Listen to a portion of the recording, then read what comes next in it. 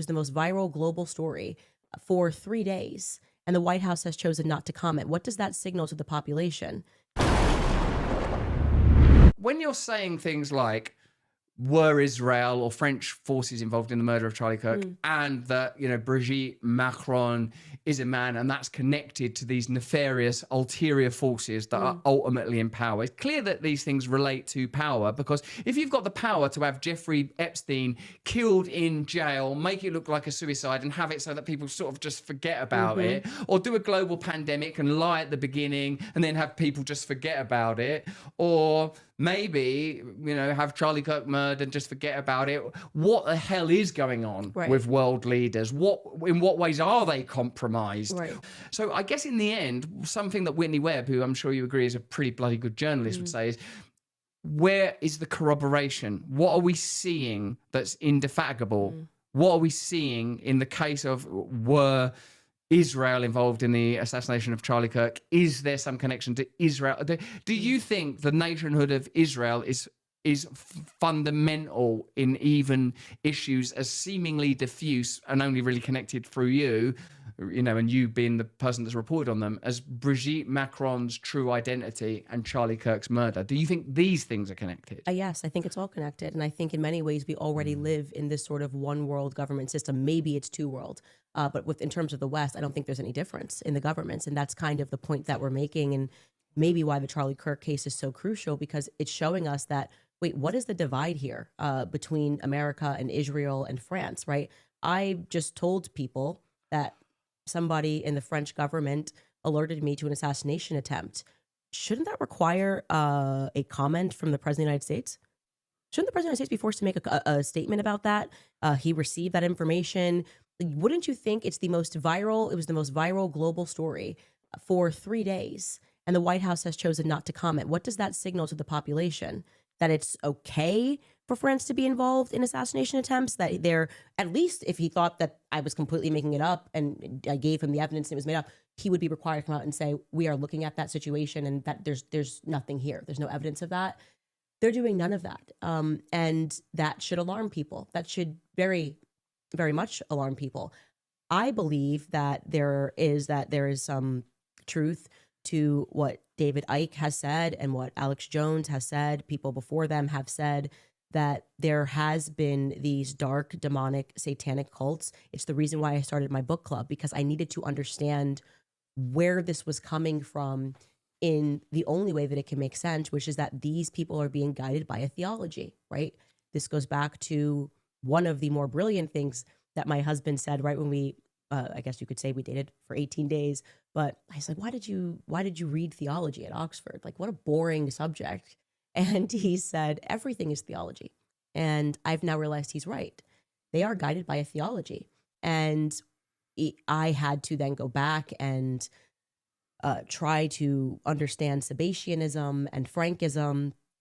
Do you know a bit about this? No, explain them. Yeah. So at the same time that I'm sort of questioning what's going on, I, for whatever reason, fell into a hole regarding modern psychology. Sigmund Freud, factually, okay, there's no disputing this, because the Ashkenazi Jewish director of the Sigmund Freud archives, who was working under Anna Freud, and he was about to become the next director, so he was the assistant director, decided, I'm going to actually learn German so I can read all of his notes that have not been published to the public. He was studying to be a psychoanalyst and was like, this is amazing. I have access to all of this stuff. So this guy's name is Jeffrey Masson, very brave man. He's now like 84. And I'm so glad that his book is flying off the shelves in his old age.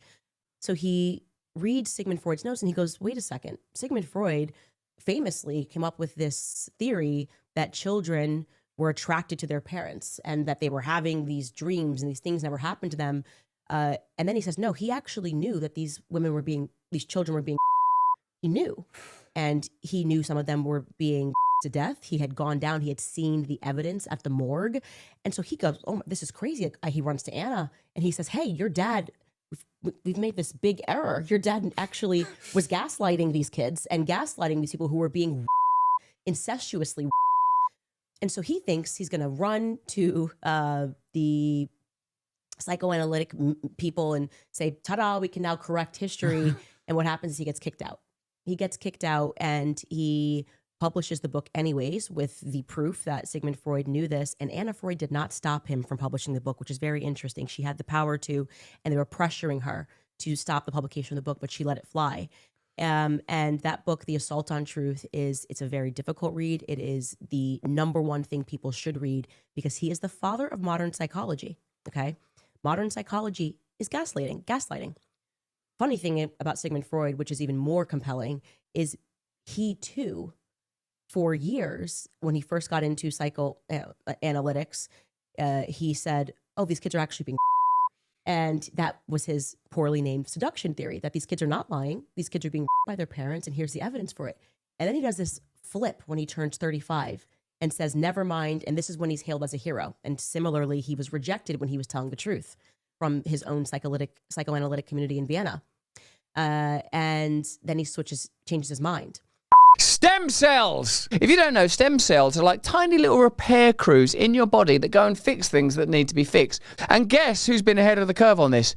Joseph Rogan. I had a full-length rotator cuff tear, and the UFC gave me a doctor in Los Angeles, and he looks at my MRI and goes, you're going to need surgery. I go, 100%? He goes, I don't know how you're using it now. It's a matter of time. You're going to need surgery, so it might be better to do it now. So I got it shot up with stem cells. And this was the early days of stem cells in America where you could get away with more. You got to go to Mexico now again. Here's the crazy part. Most stem cell therapies are illegal in the US. Bloody government, bloody red tape. They don't want you having access to delicious stem cells, making yourself youthful, giving yourself abs, giving yourself deltoids, giving yourself, for all I know, some sort of glorious phallus.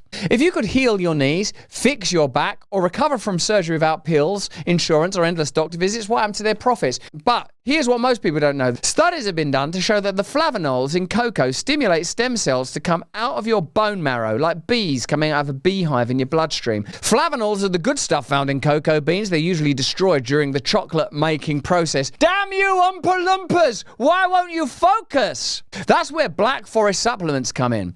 They've created the first ever high flavanol cocoa powder packed with everything your body actually needs, and it's only 20 calories, what's more. I mix it with my coffee or my protein shake, and it tastes amazing. This flips the switch. Over 100% increase in stem cell circulation. Try high flavanol cocoa, stem cells, and nitric oxide. Buy one, get one free. For 48 hours only. There's a link in the description. For the next 48 hours, if you buy one, you'll get one free. Think of it, your stem cells are going to be out there flying around like bees in your blood. Don't you want bees in your blood? What's wrong with you? Give it a go. Click the link in the description to take advantage of this special offer.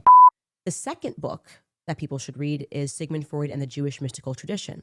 Sigmund Freud came from a Sabbatian family. This is Jewish mysticism. It actually has nothing to do with the Torah. It has absolutely nothing to do with the old law. In fact, they said the old law was fulfilled, and they believed that this man, Sabbatai Zevi, was their Messiah. They've virtually wiped this man from history, even though half of the world Jewry followed him, believed he was the Messiah. He was a homosexual psychopath who believed in practicing incest as a sacrament. That this is how they were going to move forward in the world. And this was they worshipped the Kabbalah. Their high book is the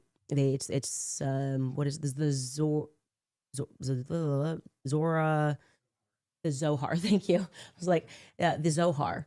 And they believe that you your kids when they're 7, but you don't tell them why they're until they're 35. Now, this is an inversion of, some people tell me, of the mystic tradition. It's kind of from the Book of the Dead in Egypt, really. But they their kids, and Sigmund Freud discovered that the reason that they do this is Sigmund Freud's work, is because it conditions the child to grow up to be a psychopath because of what they have to go through trying to understand why their parents did this. This is all real. This is not, all of these authors are Jewish. They support the Jewish movement. The second author, David Bakan, I think actually regrets writing his book because he thought it was going to be this like expose of, why the Jews in Europe should be sympathized for. And then people went, wait, what's going on here?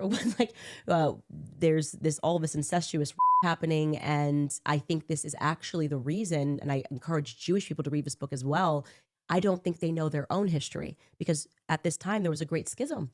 There were actual Jews who were following the Torah to the letter of the law, who were getting kicked out of countries because of these Sabbatian Frankists who were actually kids. And there's nothing new under the sun. right? So their instinct is to go, why am I being kicked out of a country? What did I do, right? I had nothing to do with this. These are anti-Semitic tropes. And yet these people were funded by the richest people in the world. Jacob Frank was given a castle in Germany, in Offenbach, Germany. He was made a baron. By the way, part of what they believe in is apostasy. They mass convert into other faiths, right? And they did. The Frankists mass converted to save themselves from the Jews, the actual Torah Jews who kicked them out, into the Catholic faith, right? This could be where all of the scandals in the Catholic faith came from. There was a lie, and this is really important to share, that when you start talking about Sabbatianism and Frankism, that this was an old fringe movement. This is absolutely untrue. You can read Israeli historian Gershom Sholom's work. Not only is it not true, the very first Jewish Supreme Court justice in America was a Frankist. He kept a picture of Eva Frank on his Supreme Court desk. That's Louis Brandeis, okay? It's right in your face what's going on, okay? They have tremendous amount of power. They've always had power.